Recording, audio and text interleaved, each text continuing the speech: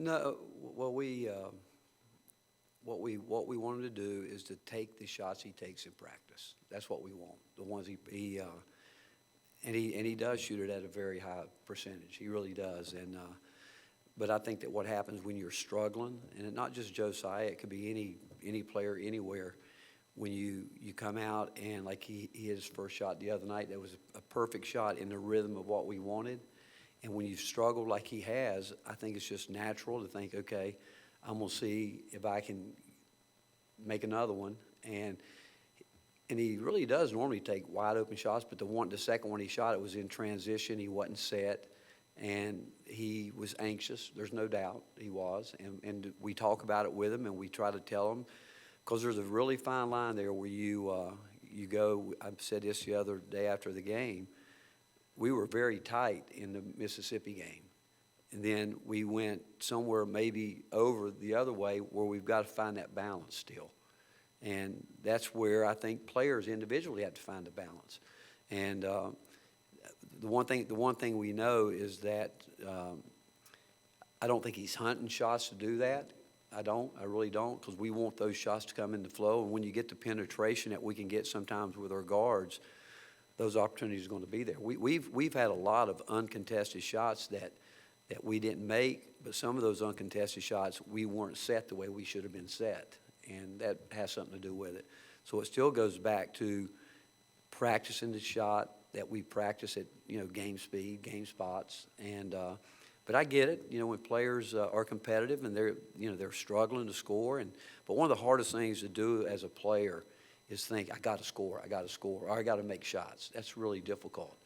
I think that when you get to that point, I think the most important thing is that you've got to kind of let it go and start thinking about what can I do to help my teammates, and my teammates need to help me. And I think that it's a mindset that you have to get to.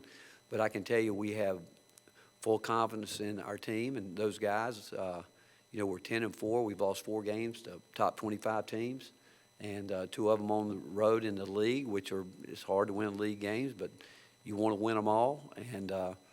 But we need Josiah to impact the game in ways. We want him to take his shots, but when we're playing really good basketball, he's really doing a lot of the little things that impact the game. That's what we need from him consistently, really from all the guys that we're not making shots, and we're going to make shots. I believe that. I really do. But even if not, if we will continue to get better defensively, we're going to have a chance to. It might be ugly, but we'll have a chance to win. Rick, in Tuscaloosa, you said the days leading up to that game was the best prep for Brandon that you've seen. I think he's played for 5 minutes since then. What have you not seen? Consistency, and we need that. We've told Brandon, his teammates told him, we need him to really come and be a force, and that's what we need. We need him to really want to impact the game when he comes in, and not just try to stay in the game by not making mistakes. We don't care if he makes mistakes. If he does it going at the speed and playing at the speed that we want, throwing his body around like Saturday, he had a chance to, I thought the best plays of the game Saturday was when Olivier, the player from LSU, went in and dunked the ball, and Olivier went up and challenged it. Then the very next play, Olivier went back and blocked the shot. That's to me is what it's about. We need that. That's the kind of play we need from Brandon, Uros, John, any of our frontline guys. Pons would get dunked on, but that's just a sign that he's going to try to make something happen. That's what we need from Brandon. We need that kind of energy. That's what we need more than anything else. And we've talked to him about it. And he's young. I do think he's trying. I think this is all new to him.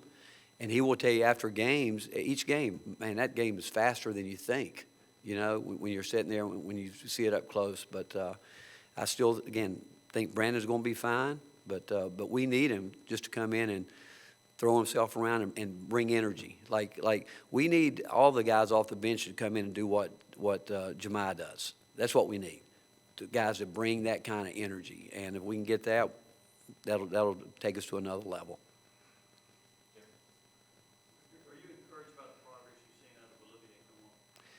Really am. And I told you guys after the Ole Miss game, I saw him in a way that I've never seen him before. And I saw it again Saturday at LSU, where you hope now that he's you know, he's gotten lost in it.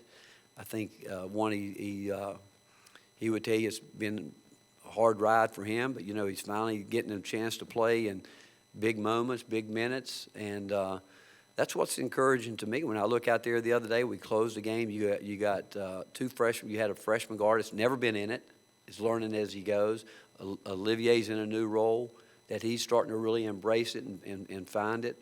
And Urosh, I mean, those guys, they played their hearts out the other day. And Santi, I mean, no one goes at it any harder than him. And but we just need everybody. We need that when we go to the bench that we're going to get a lift like Jamai did it the other day. He came in the game and just the energy he brought. You know that we need that. And we need it from everybody.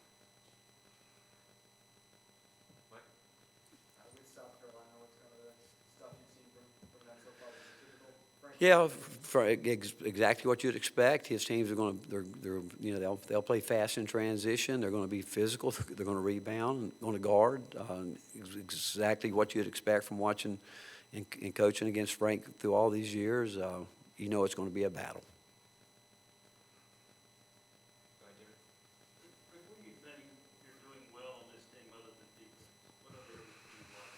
Well, I think guys are getting better. You know, we got to get consistent. There's no doubt about that. I mean, you know, and I do think that the shooting woes can play into guys' heads where they can't evaluate themselves from that.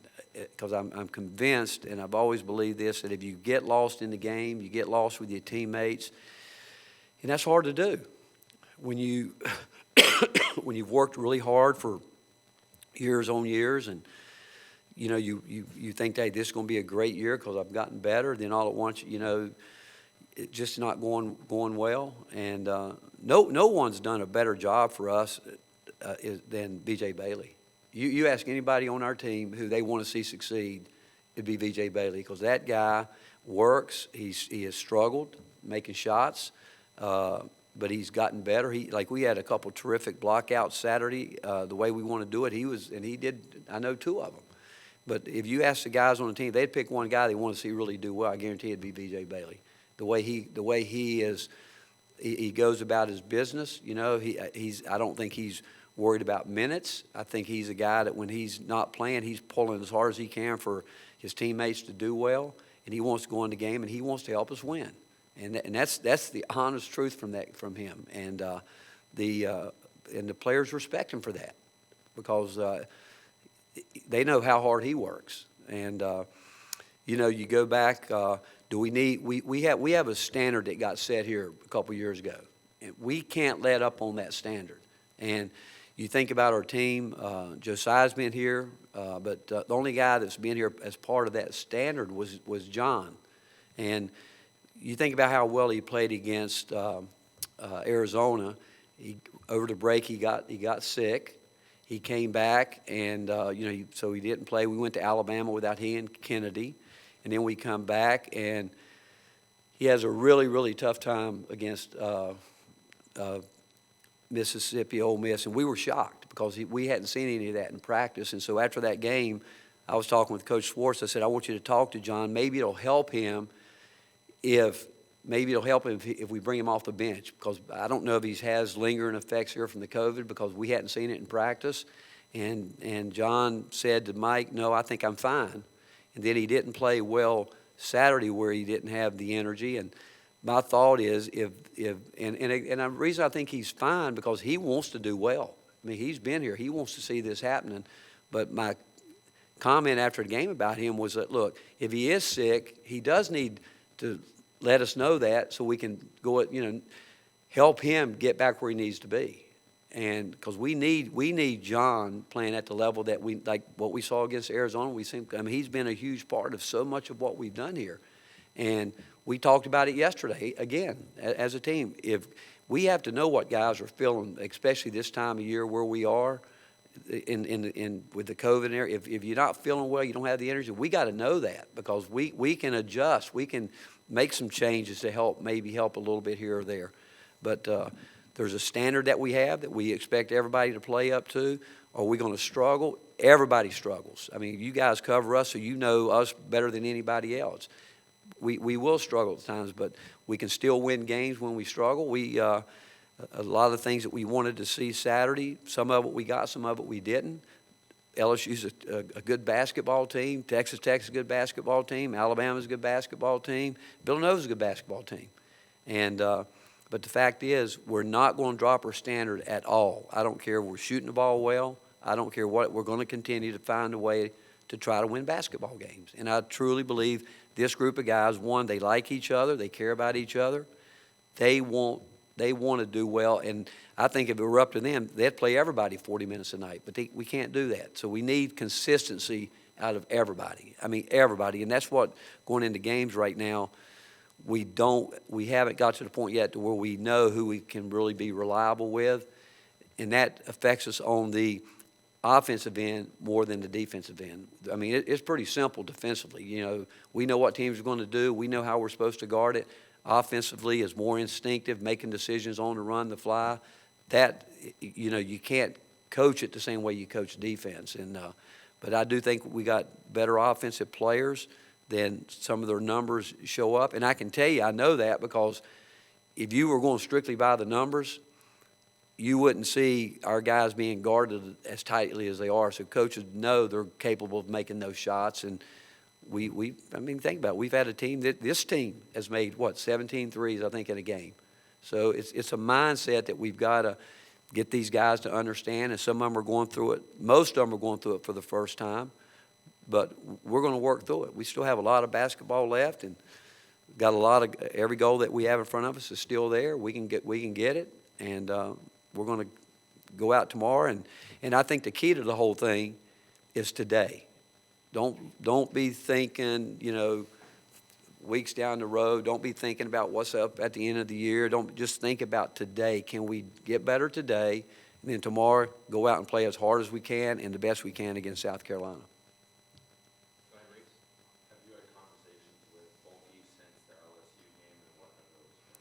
Well, you guys need to know that. Well, yeah. I mean, I will never say anything in this room that I haven't already said to my team, ever. Because if you guys think I'm going to use you guys to get a message to my players, you're crazy. You guys are nuts if you think that's going to happen.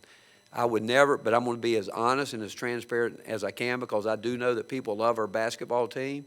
I think they want to know what's going on with it. And so I don't think anybody else, I don't know what anybody else took it, but he knew exactly where I was coming from in terms of it was all. I mean, if he's not up to 100% from having to deal with the COVID, because he had a tough time with it a year ago when he went through it. And John knows we need him. He knows how, and we all appreciate what he's done. But I also know that if you're not feeling well and you want to fight through it, it can also have a reverse effect on you, where you're like, man, I'm trying to do this, but I can't. And and you know, John's never been one to make excuses either. Now he's not a guy that does that. So, but you can assure that if you think I come in here and tell you guys you're way off. Finish up with Grant and then Rob. Does this team think too much? Huh?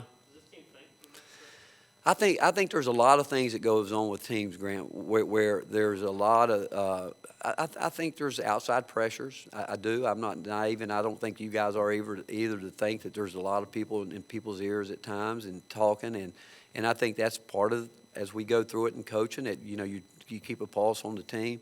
I think this team really wants to be good. I really do. I think players want to play. And you know, when you have as many players as we have that are very, very similar together, where, you know, we could sit here and say, well, we're going to play the hot hand. And the other night, yeah, well, we searching to find somebody to go in the game and affect the game in a good way. I mean, think about it. Jemiah Mashak did that he did it against South Carolina. Against Ole Miss. We said, hey, man, you got to go in and change the rhythm of this game with your rebounding. And he did it. The other night he went in and, you know, did what he did. I mean, he's making some things happen. And it goes back, and I think the key to the whole, I know they all want to do well individually. I know they all have their individual goals. But this is a good group of guys that, again, we got a team of, and I can sit here and talk about the lack of experience in some ways, but I'm not going to do that because we think that we should have again, we think we should be undefeated. And I wouldn't want it any other way. But is that realistic thinking like that? Probably not. But, you know, when the game's over with, when you lose it, you go back, you scrub it out, and you think, man, if we'd have done this, this, or this. But, you know, the other team's got problems they deal with too. And as long as our guys will continue to work and care about each other the way they do, and they're not going to let anything on the outside affect them. And if they do, that's the stuff we'll address. But I think when you're struggling to shoot the ball, I think you can be uptight. I do. But the question is, how do you get out of it? You quit worrying about anything except what you can control, and just know if you get lost in the game, that will take care of itself. Coach, it was Kennedy's first conference road game, and he did not intimidate him in the least. Do you feel like he's getting more comfortable, more confident, more aggressive? I think he's learning that the way he played in high school, this is a different game. And I've told him that. I said, hey, you know what? Your high school game's not going to work here. Your college game's not going to work at the next level. And I said, it's all about continuing to learn every single day, but an understanding where you're really effective and what you need to do. And I did. I thought that he had some really spurts that he and I and Zakai last night, we stayed and went back over the offensive side of it again, talking about the good things and the things, and I let them, and it was really neat. They talked to me about what they were thinking right here and right there. And they're learning. And so you think about it, you got two freshman guards that you know, playing that position is hard. But both of them have, you go back and think about how Zakai played at Alabama when he was thrust out there. He did a terrific job.